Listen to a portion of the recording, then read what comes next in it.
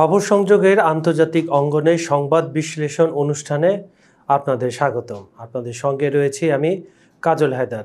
France জুড়ে অশান্তি, নতুন প্রধানমন্ত্রীকে ঘিরে বিক্ষোভ, অবরোধ, ভাঙচুর, অগ্নিসংযোগ, গ্রেফতার। ফ্রান্সের নতুন সরকারের প্রধানমন্ত্রী সেবাস্তিয়ান লেকুন দায়িত্ব নেওয়ার প্রথম দিনই দেশ জুড়ে বিক্ষোভে উত্তাল হয়ে উঠেছিল রাজধানী প্যারিস সহ একাধিক শহর। কেন এই বিক্ষোভ? কী কারণে এই বিক্ষোভ? কেন নতুন প্রজন্ম মাঠে নামলো? চলুন দর্শক একটু জেনে নেওয়া যাক। 10ই সেপ্টেম্বর ব্লক 2, যার মানে সব কিছু বন্ধ।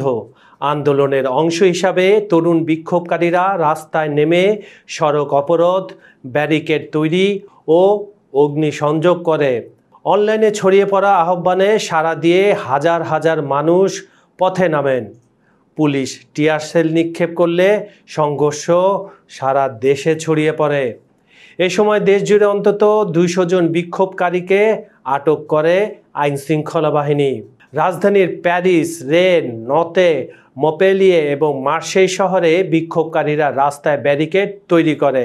রেনে একটি বাসে আগুন লাগানো হয় এবং দক্ষিণ পশ্চিমাঞ্চলের রেল লাইনে বৈদ্যুতিক লাইনের ক্ষতির কারণে ট্রেন চলাচল বন্ধ হয়ে যায়। এদিকে নতুন প্রধানমন্ত্রীর ভাগ্যটাই বেশ খারাপ বলতে হয়। সেবাস্তিয়ান লেকুন দায়িত্ব নেওয়ার সঙ্গে সঙ্গে বিক্ষোভের মুখোমুখি পড়েন তিনি। পরিস্থিতি নিয়ন্ত্রণে আনতে দেশ জুড়ে 80,000 পুলিশ ও নিরাপত্তা সদস্য মোতায়েন করা হয়েছে। কেন এই ঘটনা? কেন এই বিক্ষোভ? কেন তরুণ প্রজন্ম এবার ফ্রান্সের রাস্তায় নামলো? চলুন বিশ্লেষকরা কি বলছে একটু দেখে আসি। রাজনৈতিক বিশ্লেষকরা বলছেন আন্দোলন মূলত তরুণ সমাজের মধ্যে সামাজিক ও অর্থনৈতিক অসন্তুষ্টির প্রকাশ। দর্শক, ভাবা যায় ইউরোপের মতো একটি উন্নত দেশেও তরুণ সমাজ সামাজিক ও অর্থনৈতিকভাবে পিছিয়ে পড়ছে, এই জন্য তারা রাস্তায় নামছে। এই দৃশ্যগুলো আমরা এশিয়ায় এবং তৃতীয় বিশ্বের দেশগুলোতে দেখি, কিন্তু নিজেদের সাংস্কৃতিক দিক থেকে এলিট ভাবা দেশ ফ্রান্সের আজকের এই অবস্থা। আর এর ফলে রাজনৈতিক অস্থিরতা ও সামাজিক উত্তেজনা দিন দিন বৃদ্ধি পাচ্ছে। নাগরিকদের দৈনন্দিন জীবন, যাত্রী চলাচল ও সরকারি সেবা প্রভাবিত হচ্ছে। রাজনৈতিক টালমাটালের পটভূমিটা কি দেখে আসি।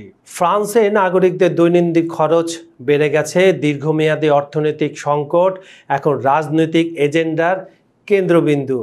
দক্ষিণপন্থী ন্যাশনাল র্যালি দল ও বামপন্থীরা একই সুরে সরকারের বিরুদ্ধে আন্দোলন জোরদার করছে। এর জেরে গত কয়েক মাসে প্রধানমন্ত্রী পরিবর্তনের ধারা চলেই আসছে। গত বছরের ডিসেম্বরে আস্থা ভোটে হেরে ক্ষমতা ছাড়তে বাধ্য হয়েছিলেন প্রধানমন্ত্রী মাইকেল বার্নিয়ের। তার উত্তরসূরি ফ্রান্সোয়া বেরুও মাত্র 9 মাসের মাথায় অনাস্থা ভোটে পরাজিত হন। সংসদের 577 সংসদ সদস্যের মধ্যে 331 জন তার বিরুদ্ধে ভোট দেন। এরপরে প্রধানমন্ত্রী হিসেবে দায়িত্ব পান সেবাস্তিয়ান লেকুনও, কিন্তু তার নিয়োগ ঘোষণার সঙ্গে সঙ্গে রাস্তায় নেমে এসেছে ক্ষুব্ধ জনতা।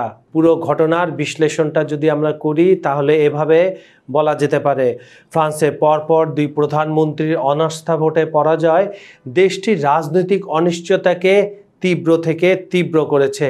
রাষ্ট্রপতি ম্যাক্রোর জনপ্রিয়তা নিয়েও এবার প্রশ্ন উঠছে। বিশ্লেষকদের মতে জনসাধারণের আস্থা না ফিরলে আগামী দিনে ফ্রান্স আরও বড় রাজনৈতিক অস্থিরতার দিকে এগোতে পারে।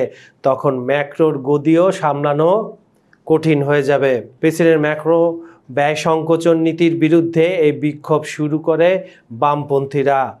8ই সেপ্টেম্বর সোমবার পার্লামেন্টে আস্থা ভোটে হেরে মঙ্গলবার 9 সেপ্টেম্বর পদত্যাগ করেন দেশটির প্রধানমন্ত্রী ফ্রান্সোয়া বায়রু। এরপরে নতুন প্রধানমন্ত্রী হিসাবে সেবাস্তিয়ান লেকুনের নাম ঘোষণা করেন ম্যাক্রো। বুধবার তিনি দায়িত্ব নিয়েছেন আর এদিনই বিক্ষোভ শুরু হয়।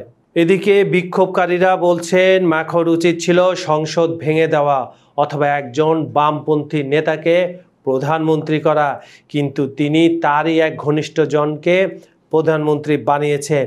এটি হতাশাজনক ও উদ্দেশ্য প্রণোদিত। সুপ্রিয় দর্শক, এতক্ষণ শুনছিলেন খবর সংযোগের আন্তর্জাতিক অঙ্গনের বিশ্লেষণধর্মী অনুষ্ঠানটি। এই ভিডিওটা যদি আপনাদের ভালো লেগে থাকে তবে লাইক, কমেন্ট ও শেয়ার করেন, আর আমাদের চ্যানেলটি সাবস্ক্রাইব করে রাখুন। আজ এখানে শেষ করছি, আগামীকাল ফের দেখা হবে। ভালো থাকবেন, নিরাপদে থাকবেন।